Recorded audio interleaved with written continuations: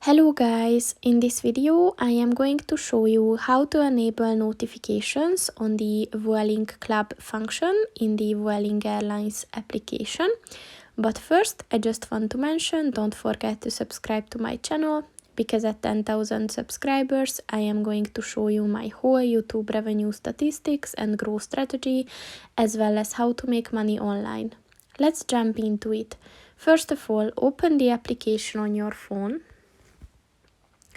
And then click on the More button at the bottom of the page on the right. And then click on the Settings button.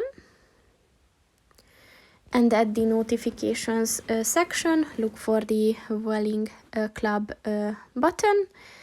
And if you want to get notifications, just click on the white circle next to it.